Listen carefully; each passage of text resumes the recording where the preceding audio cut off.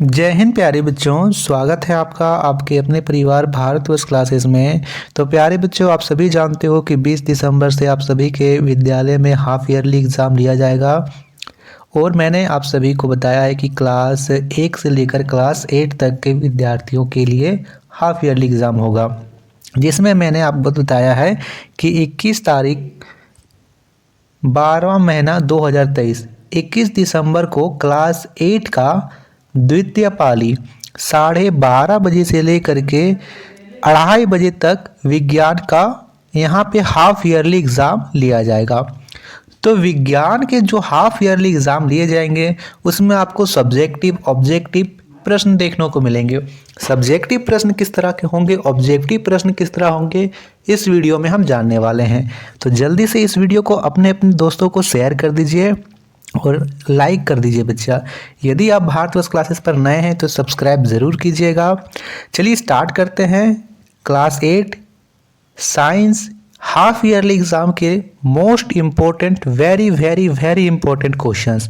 ठीक है, ये प्रश्न आपके एग्जाम में डायरेक्ट देखने को मिलेंगे। तो पहला प्रश्न दिया गया है, कोशिका की खोज किसने की? विकल्प दे रखा है, ए रॉबर्ट हुक, बी एंटो वोन, सी रॉबर्ट फ्रॉस्ट, डी इनमें से कोई नहीं। सही विकल्प यहाँ पे ए होगा, रॉबर्ट हुक ने कोशिका की खोज की थी। प्यारे बच्चों, आपके पास यदि आप अभी कॉपी किताब लेकर बैठे हो तो प्लीज़ बच्चा इस क्वेश्चंस को नोट डाउन जरूर कीजिएगा। Very very very important question है, मोस्ट रिपीटेड क्वेश्चन है। दूसरा प्रश्न है, रॉबर्ट हुक ने कोशिका की खोज कब की? विकल्प दे रखा है, ए 1995, बी 1665, सी 1994, डी 1680। सही उत्तर यहाँ पे बी होगा, 1665 ईस्वी में रॉबर्ट हुक ने बोतल की कॉर्क पर यहाँ पे मृत कोशिका की खोज की थी। याद रखना है, इन्होंने मृत कोशिका की खोज की थी, बोतल का कॉर्क पर इन्होंने खोज की थी। तीसरा प्रश्न दे रखा है, सेलुला का शाब्दिक अर्थ क्या होता है? विकल्प दे रखा है, ए छोटा कमरा, बी बड़ा कमरा, सी छोटा घर, डी इनमें से कोई नहीं। प्यारे बच्चों, यहाँ पे सही उत्तर होगा ए छोटा कमरा। जब रॉबर्ट हुक ने कोशिका की खोज की तो उन्होंने देखा कि कॉर्क का जो यहाँ पे है उसमें छोटे छोटे कमरे हैं। उन्होंने सेलुला कहा। सेलुला का अर्थ है छोटा छोटा कमरा। तीसरा प्रश्न है, सर्वप्रथम जीवित कोशिका की खोज किसने की? विकल्प दे रखा है, A Robert Hooke, B Leeuwenhoek, C Newton, D इनमें से कोई नहीं।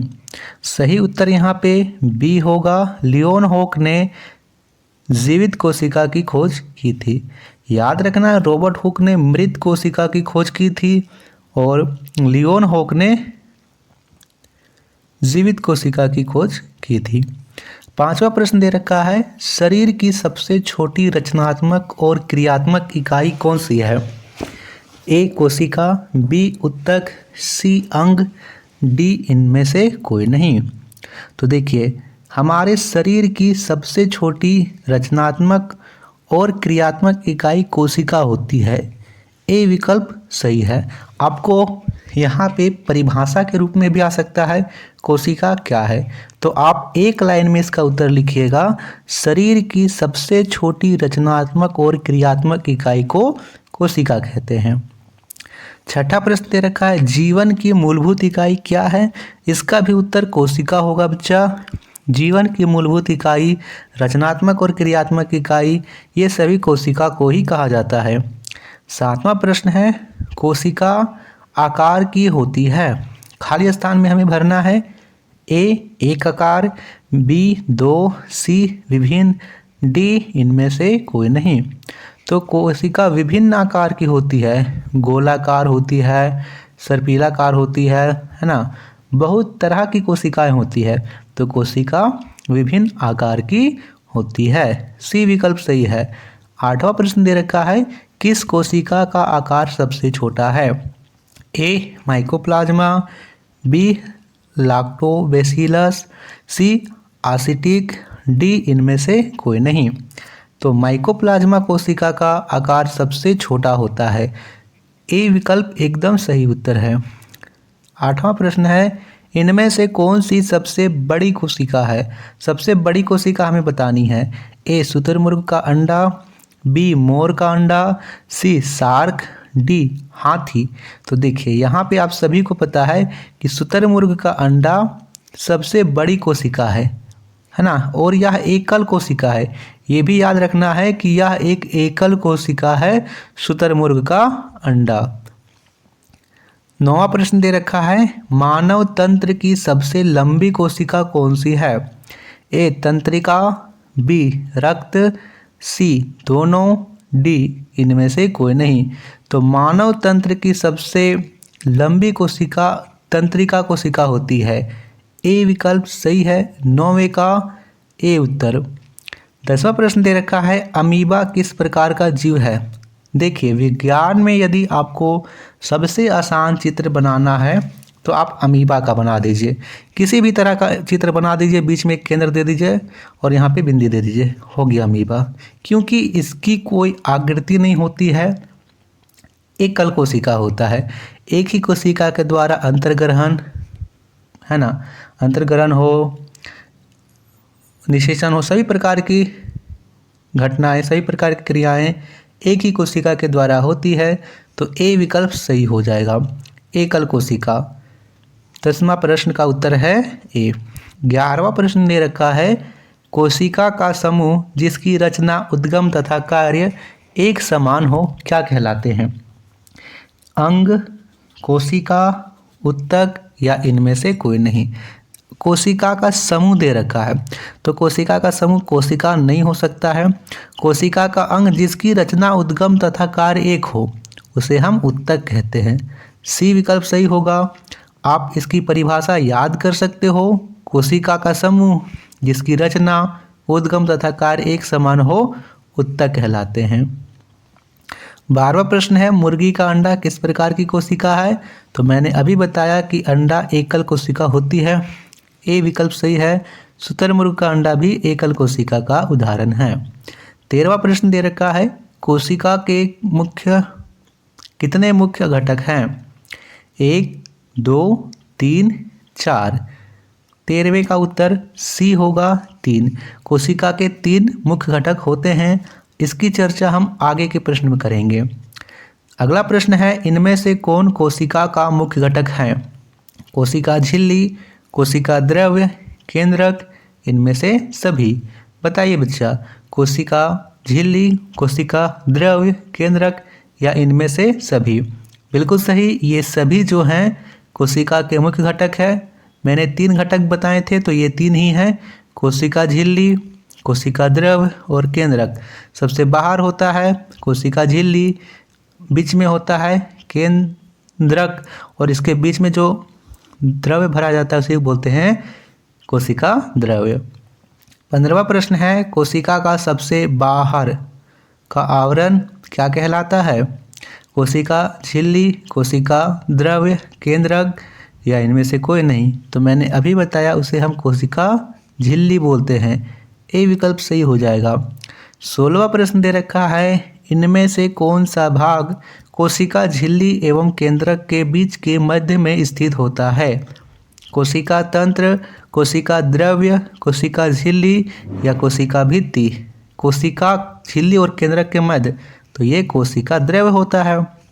3 चीज़ें ही तो होती है, मैंने आपको बताया। देखिए सबसे पहले कोशिका झिल्ली होगा, उसके बाद बीच में मैंने यह केंद्रक बना दिया और इसके बीच में आप जो भी भर दोगे, ये सब जो बीच में है केंद्रक और कोशिका झिल्ली के बीच, उसे हम केंद्रक द्रव्य बोलते हैं। याद रहेगा? बिल्कुल सही। 17वां प्रश्न है, प्यारे बच्चों आप लोगों ने अभी तक लाइक नहीं किया तो प्लीज़ बच्चा लाइक ज़रूर कीजिए। इस वीडियो को बनाने में बहुत मेहनत लगती है और यह मेहनत बहुत हमें अच्छा लगता है, हमें सार्थक लगता है जब आप हमारी चीज़ों को पसंद करते हो और इसे और ज़्यादा शेयर करते हो, तो शेयर भी किया कीजिए। 17वां प्रश्न है, कोशिका का कौन सा भाग केवल पौधों कोशिका में पाया जाता है? केवल कोशिका पौधा कोशिका में। मोस्ट क्वेश्चन है, मोस्ट एक्सपेक्टेड क्वेश्चन ये पूछा जा सकता है कि कौन सा भाग केवल पौधों कोशिका में पाया जाता है? कोशिका झिल्ली, कोशिका द्रव्य, कोशिका भित्ति या इनमें से कोई नहीं। सही उत्तर सी है, कोशिका भित्ति। देखिए मैंने आपको 3 घटक बताए थे, केंद्रक, कोशिका द्रव्य और कोशिका झिल्ली। तो कोशिका झिल्ली के बाहर एक और परत होती है पौधों में, जिसे हम बोलते हैं कोशिका भित्ति। अब ऐसा क्यों है कि केवल पौधों में ही कोशिका भित्ति पाई जाती है? कई बार आपसे ये प्रश्न भी पूछा जाता है कि कोशिका भित्ति केवल पौधे कोशिका में क्यों पाई जाती है, जंतु कोशिका में क्यों नहीं पाई जाती? तो बच्चे आप सभी जानते हो जो पेड़ पौधे हैं वे अचर हैं, चल नहीं सकते हैं, अर्थात उन्हें सर्दी, गर्मी, धूप सभी से बचने के लिए एक स्थान में ही रहना होगा। तो इसी के लिए उनके शरीर में एक बाहरी कोशिका भित्ति पाई जाती है, जबकि जंतुओं के शरीर में ऐसा नहीं पाया जाता है। 18वां प्रश्न दे रखा है, कोशिका झिल्ली के अन्य नाम क्या है? प्लाज्मा झिल्ली, चयनात्मक झिल्ली, उपरोक्त दोनों या इनमें से कोई नहीं। तो ये दोनों नाम होता है, प्लाज्मा झिल्ली और चयनात्मक झिल्ली। 19 क्यों रहता है, इसका कार्य क्या है? तो ऐच्छिक पदार्थों को आने या जाने से, ऐच्छिक पदार्थों को अंदर आने और निकलने देना इनका काम होता है। 19वां प्रश्न है, इनमें से कोशिका झिल्ली के कार्य हैं। कोशिका झिल्ली एक कोशिका को दूसरी से अलग करती है, बिल्कुल ये काम होगा। कोशिका को निश्चित आकृति देना, ये भी करती है। आंतरिक अंगों की सुरक्षा, हाँ। तो इनमें से सभी डी विकल्प एकदम सही हो जाएगा। 20वां प्रश्न है, कोशिका द्रव्य को कौन से कोशिकांग पाए जाते हैं? कोशिका द्रव्य में होगा, है ना। कोशिका द्रव्य में कौन से कोशिकांग पाए जाते हैं? हरित लवक, रसधानी, गोल्जिका या इनमें सभी? तो ये सभी पाए जाते हैं। हरित लवक, रसधानी, गोल्जिका, हाइड्रोकोन्ड्रिया सभी पाए जाते हैं। तो 20वें का उत्तर डी होगा। 21वां प्रश्न दे रखा है, एक कोशिका में कितने केंद्र पाए जाते हैं? तो एक कोशिका में एक केंद्र पाया जाएगा, ए विकल्प सही होगा। 22वां प्रश्न, केंद्रक में धागे के समान संरचना को क्या कहते हैं? केंद्रिका, डीएनए, गुणसूत्र, इनमें से कोई नहीं। तो क्या होगा इसका आंसर? 22वें का बताएंगे, सी होगा, गुणसूत्र। धागे के समान संरचना को गुणसूत्र कहते हैं। इनमें से कौन सा अंग आनुवांशिक गुणों को पीढ़ी दर पीढ़ी स्थानांतरित करते हैं? स्थानांतरित होगा, स्थानांतरित करते हैं। डीएनए, गुणसूत्र, आरएनए या इनमें से कोई नहीं। तो 23वें का उत्तर बी होगा, गुणसूत्र। 24वां प्रश्न दे रखा है, कोशिका द्रव्य के बीच में खाली संरचना को क्या कहा जाता है? कोशिका, केंद्रक, रिक्तिका या इनमें से कोई नहीं। तो नाम से ये स्पष्ट है, खाली संरचना को हम रिक्त स्थान बोलते हैं। रिक्त स्थान से याद रखिएगा, रिक्तिका। 24वें का सी हो जाएगा। कोशिका में बड़ी रिक्तिका पाई जाती है। कौन सी कोशिका में बड़ी रिक्तिका पाई जाती है? पौधे कोशिका, मानव कोशिका, जंतु कोशिका या इनमें से कोई नहीं। तो 25वें का उत्तर होगा ए, पौधे कोशिका। पौधे कोशिका में बड़ी रिक्तिकाएं पाई जाती है। किस कोशिका में क्लोरोप्लास्ट पाया जाता है? जंतु कोशिका, पौधे कोशिका, मानव या इनमें से कोई नहीं। तो देखिए इनमें से कौन सा कोशिका है जो सूर्य के प्रकाश से अपना भोजन बनाते हैं? तो आप बोलोगे पौधे कोशिका। तो इसमें क्लोरोप्लास्ट पाया जाता है। ठीक है, बी उत्तर हो जाएगा। 27वां प्रश्न है, एक कोशिकीय जीवों में कितनी कोशिका होती है? 1, 2, 3 या 4? तो एक कोशिकीय जीव है, एक कोशिका होगी, ए विकल्प सही होगा। 28वां प्रश्न है, अमीबा की आकृति कैसी होती है? गोलाकार, अंडाकार, त्रिभुजाकार या अनियमितकार? तो मैंने पहले ही बताया इसकी कोई आकृति फिक्स नहीं होती है, अनियमितकार होगा। केंद्रक में कौन सा द्रव्य पाया जाता है? कोशिका द्रव्य, केंद्रक द्रव्य, कोशिका द्रव्य, रसधानी या इनमें से कोई नहीं। देखिए नाम में बड़ा कन्फ्यूजन है आपको यहाँ पे। केंद्रक द्रव्य और कोशिका द्रव्य को ध्यान से रखना है। तो सही उत्तर होगा ए, केंद्रक द्रव्य। केंद्रक में तो केंद्रक द्रव्य पूरे कोशिका में पाया जाता है, उसको कोशिका द्रव्य बोलते हैं। कई बार बच्चे यहाँ पे गलती करते हैं। 30वां प्रश्न है, जंतु कोशिका में क्या अनुपस्थित रहता है? कोशिका झिल्ली, केंद्रक, कोशिका भित्ति या जीव द्रव? तो तीसरे का सही उत्तर होगा कोशिका भित्ति। चलिए, ये था बच्चा पार्ट 1 का क्वेश्चन आंसर। क्या आप लोग थके तो नहीं हो? कहते हैं ना कि नर हो निराश करो मन को, कुछ काम करो, कुछ काम करो। तो आप उदाहरण लीजिए प्राकृतिक चीज़ों से। कोई भी चीज़ है, वो कहते हैं ना कि नन्ही चींटी जब दाना लेकर चढ़ती है, चढ़ती दीवारों पर 100 बार फिसलती है। तो उसी बार आपको चींटी की तरह मेहनत करना है, उस पक्षी की तरह मेहनत करना है कि जो अपना तिनका लेकर अपना घोंसला बनाता है। उस मधुमक्खी की तरह मेहनत करना है जो फूल से रस को चूस कर अपने छत्ते में जमा करती है। हर एक चीज़ से आपको उदाहरण लेना है और चीज़ों को सीखते रहना है, लगातार पढ़ना है, रुकना नहीं है। अगला है धातु एवं अधातु। इसके मोस्ट एक्सपेक्टेड क्वेश्चन करते हैं। हो सकता है ये वीडियो लंबी हो, आप थोड़ा बोर हो जाओ, तो जब भी बोर हो जाओ तो अपने माता पिता की तरफ एक बार देख लेना कि आपसे कितनी उम्मीद, कितनी आशा है। तो आपका जो मन है, जो उब गया है पढ़ने से, वो फिर से स्थिर हो जाएगा।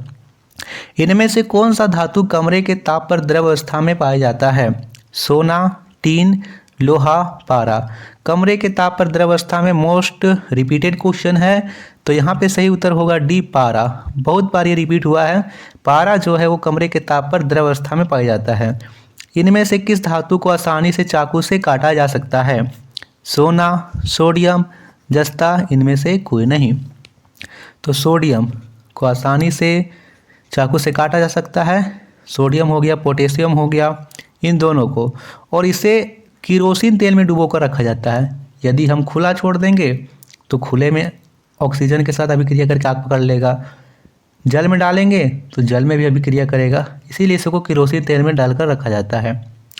इनमें से कौन सा धातु का गुण नहीं है? चमक होती है, तन्यता भी होती है, विद्युत की सुचालक भी होती है, लेकिन यह भंगुरता नहीं होता है। यह कठोर होता है ना, भंगुर नहीं होता है। धातुएं उष्मा की होती है, कुचालक, सुचालक। तो धातुएं उष्मा की सुचालक होती है, बी विकल्प सही होगा। इनमें से कौन सी धातु उष्मा की सबसे ज़्यादा चालक है? तांबा, तंबा नहीं होगा, तांबा ऐसे लिखिए। तांबा, चांदी, एल्यूमिनियम या सोना। सबसे अधिक चालक चांदी होती है। आप उष्मा की बोलो या फिर विद्युत की। ये भी प्रश्न आ सकता है कि विद्युत की सबसे ज़्यादा चालक है, तो उसमें भी चांदी ही होगा। ठीक है, क्लियर। इनमें से कौन सी आधातु है? आधातु बताना है। सोना, ग्रेफाइट, तांबा, चांदी। बताएंगे कौन सी आधातु है? बिल्कुल सही, हमें ग्रेफाइट को चुनना है, क्योंकि सोना धातु है, तांबा धातु है, चांदी भी धातु है, लेकिन ग्रेफाइट अधातु है। पृथ्वी पर पाया जाने वाला सबसे कठोर तत्व क्या है? सोना, लोहा, हीरा, एल्यूमिनियम। तो सबसे कठोर तत्व हीरा है, और हीरा क्या है? अधातु है। ये भी ध्यान रखना, हीरा क्या है? अधातु है। इनमें से कौन अधातु विद्युत का सुचालक है? तांबा, ग्रेफाइट, हीरा, इनमें से सभी। जब आप अधातु के गुणों को पढ़ते हो तो ये विद्युत के कुचालक होते हैं, लेकिन अपवाद कुछ ऐसे हैं जो कि विद्युत के साथ सुचालक होते हैं, जैसे ग्रेफाइट विद्युत का सुचालक है। इनमें से किस धातु को केरोसिन तेल में डुबोकर रखा जाता है? तो अभी मैंने बताया सोडियम, सही उत्तर हो जाएगा सोडियम, सी। और अधातु पानी में व्हाइट फॉस्फोरस को रखा जाता है। बॉक्साइट किस धातु का अयस्क है? तांबा, सोना, एल्यूमिनियम या कोई नहीं। तो एल्यूमिनियम का अयस्क बॉक्साइट होता है। धात्विक ऑक्साइड होते हैं। Most expected questions, most important question tick mark कर लेंगे। धात्विक ऑक्साइड होते हैं, तो धात्विक ऑक्साइड क्षारीय होते हैं, जबकि अधात्विक ऑक्साइड अम्लीय होते हैं। शुद्ध सोना कितने कैरेट का होता है? 24 कैरेट का। लेकिन जो हमें मिलता है सोना वो 24 कैरेट का नहीं होता है, क्योंकि ये बहुत ही लचीला होता है, आभूषण नहीं बन जाएगा। इसीलिए हमारे जो आभूषण बनते हैं वो 22 कैरेट के सोने से बनते हैं। ताम्र एवं टीन के मिश्र धातु को क्या कहते हैं? टीन यहाँ पे है, ताम एवं टीन की मिश्र धातु को कांसा बोलते हैं। धातुएं पानी के साथ अभिक्रिया करके कौन सी गैस मुक्त करती है? नाइट्रोजन, ऑक्सीजन, हाइड्रोजन या इनमें से कोई नहीं। तो यहाँ पे सही उत्तर होगा CH2, हाइड्रोजन गैस मुक्त करती है। अधात्विक ऑक्साइड होते हैं तो ये हमेशा अम्लीय होगा, और धात्विक बोलेगा तो क्षारकीय। 16वां प्रश्न, झारखंड का कौन सा जिला कोयले के लिए प्रसिद्ध है? झरिया, धनबाद, रामगढ़, इनमें से सभी। तो देखिए धनबाद भी हो सकता है, रामगढ़ भी, ये दोनों हो सकते हैं। ठीक है। कोडरमा अभ्रक के लिए और जादूगोड़ा यूरेनियम के लिए प्रसिद्ध है। इनमें से किस धातु का प्रयोग खाद्य पदार्थों को ढकने के लिए पन्नी के रूप में किया जाता है? खाद्य पदार्थों को ढकने के लिए पन्नी के रूप में सोना, चांदी, एल्यूमिनियम या इनमें से कोई नहीं। तो देखिए यहाँ पे सही उत्तर है C, एल्यूमिनियम। एल्यूमिनियम का प्रयोग हम लोग खाद्य पदार्थों को ढकने के लिए पन्नी के रूप में करते हैं। इनमें से कौन सी गैस चिप्स के पैकेट में भरी जाती है? ऑक्सीजन, कार्बन डाइऑक्साइड, नाइट्रोजन या इनमें से कोई नहीं। सही उत्तर है C, नाइट्रोजन चिप्स के पैकेट में भरा जाता है। इसी के कारण चिप्स का पैकेट फूला हुआ रहता है। इनमें से किस अधातु का प्रयोग पेंसिल का लीड बनाने में किया जाता है? क्लोरीन, आयोडीन, ग्रेफाइट या इनमें से कोई नहीं। पेंसिल का लीड बनाने में ग्रेफाइट का प्रयोग किया जाता है, और यह अधातु है, विद्युत का सुचालक है।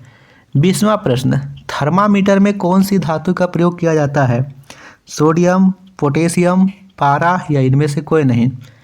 थर्मामीटर में पारा का प्रयोग किया जाता है, और यह कमरे के ताप पर द्रवावस्था में पाई जाती है। ऐसी कौन सी अधातु है जिसमें चमक होती है? देखिए मोस्ट इम्पोर्टेंट क्वेश्चन है, हमने इस प्रश्न को कई बार देखा है। C विकल्प सही हो जाएगा, आयोडीन। इनमें से कौन सी धातु ठंडे जल के साथ अभिक्रिया करती है? सोना, चांदी, सल्फर, सोडियम। ठंडे जल के साथ अभिक्रिया करती है, बताइए। तो सोडियम होगा, बहुत तेजी से अभिक्रिया करती है, ये तीनों नहीं होगा। 23वां प्रश्न है, इनमें से कौन सबसे अधिक सक्रिय धातु है? सोडियम, पोटेशियम, तांबा या इनमें से कोई नहीं। सबसे ज़्यादा पोटेशियम होता है, सोडियम भी होता है लेकिन पोटेशियम अधिक क्रियाशील है।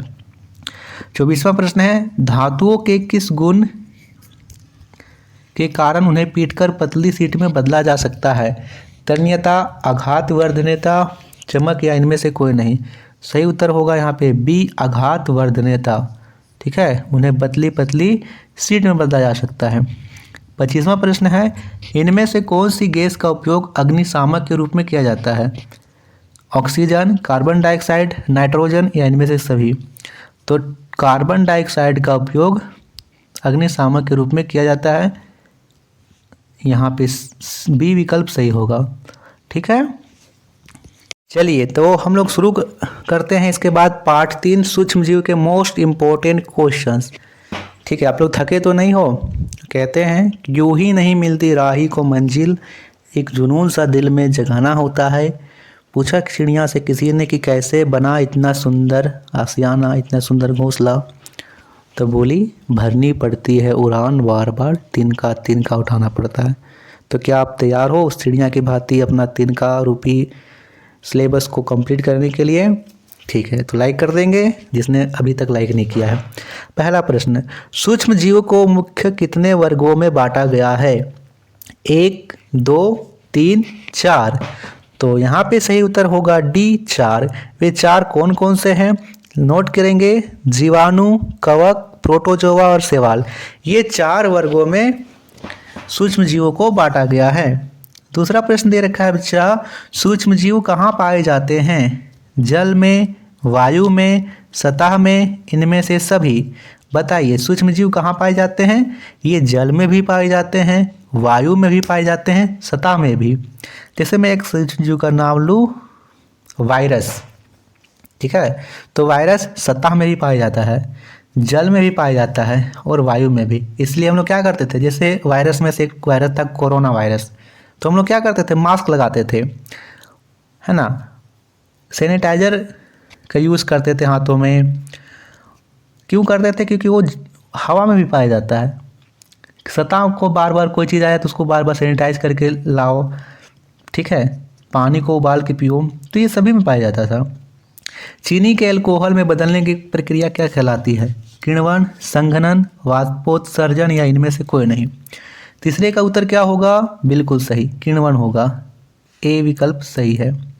चौथा प्रश्न दे रखा है, सर्वप्रथम किण्वन की खोज किसने की? Robert Frost, Robert Hooke, Louis Pasteur या इनमें से कोई नहीं। तो याद रखना है 1857 ईस्वी में लुई पास्चर ने किण्वन की खोज की थी। तो चौथे का विकल्प सी सही हो जाएगा। पांचवा प्रश्न दे रखा है, विश्व का पहला प्रतिजैवी किसने बनाया था? पहले तो आपको ये याद रखना है कि विश्व का पहला एंटीबायोटिक पेनिसिलिन था और इसे बनाने का काम जो किया था अलेक्जेंडर फ्लेमिंग ने किया था। बी विकल्प सही हो जाएगा। छठा प्रश्न है, अलेक्जेंडर फ्लेमिंग को नोबेल पुरस्कार कब प्रदान किया गया? 1857, 1947, 1945, 1957। तो 1945 को इन्हें नोबेल पुरस्कार से सम्मानित किया गया।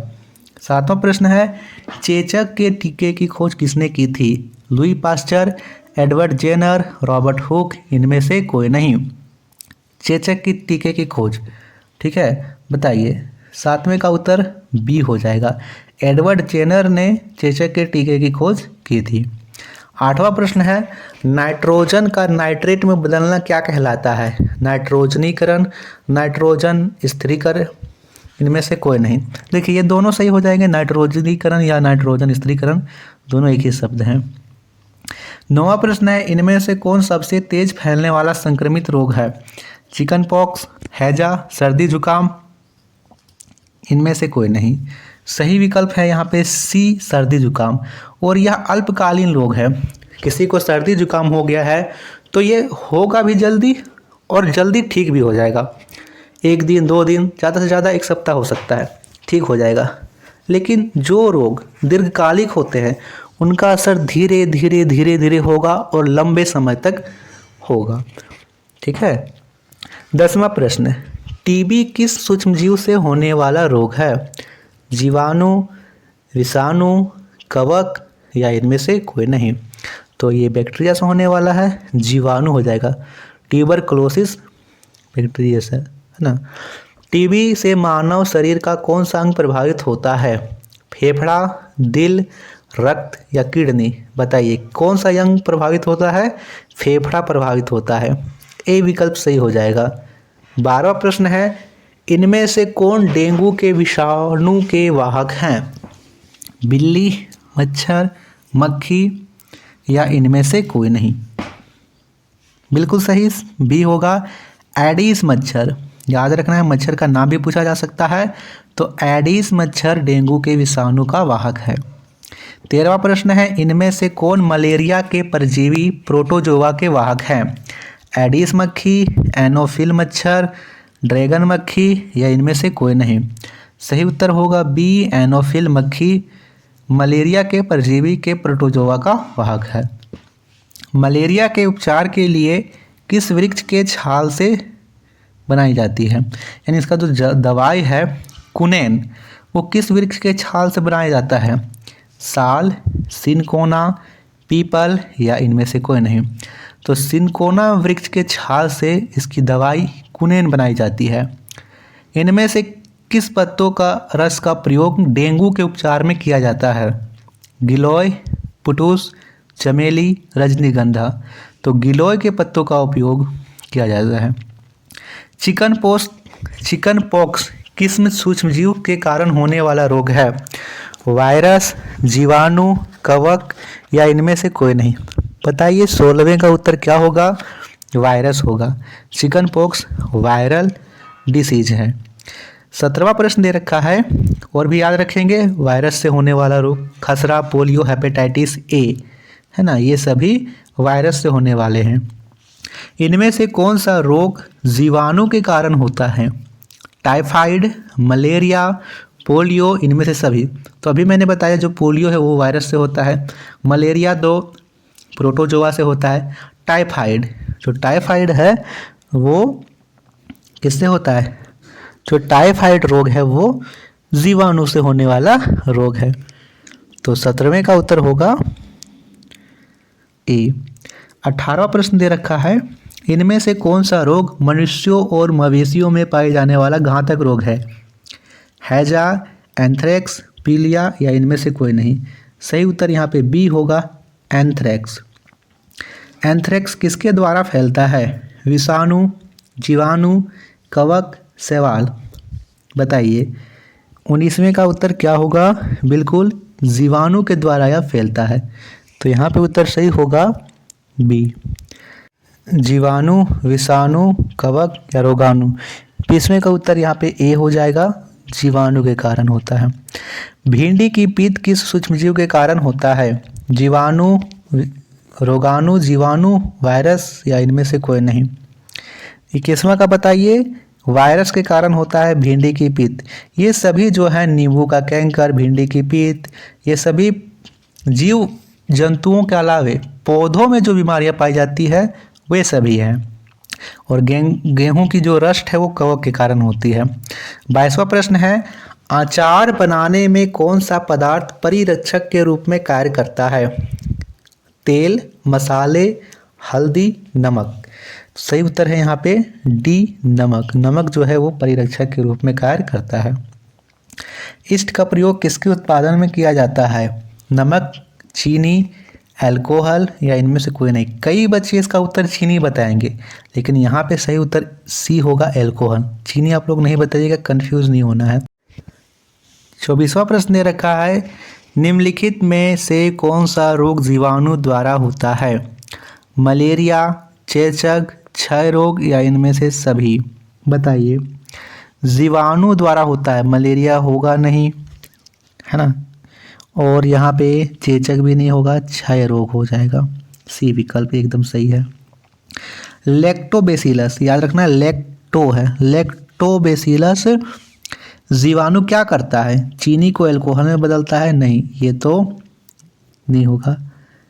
दूध को दही में, बिल्कुल दूध को दही में बदलने का काम लैक्टोबैसिलस करता है। तो बच्चा यह था सेट 1, जो आपका विज्ञान का सेट 1 है। यह आपको इस वीडियो को ज़्यादा से ज़्यादा दोस्तों को शेयर करना है। इसके अलावा यदि आपने अभी तक हमारे टेलीग्राम चैनल को ज्वाइन नहीं किया है तो प्लीज़ बच्चा टेलीग्राम चैनल को ज्वाइन कीजिए। वहाँ पे सारी अपडेट्स, सारी नोटिफिकेशन टेलीग्राम चैनल पर टाइम टू टाइम दे दिया जाता है, तो आप ज्वाइन कर सकते हो। लिंक डिस्क्रिप्शन में है। थैंक यू बच्चा।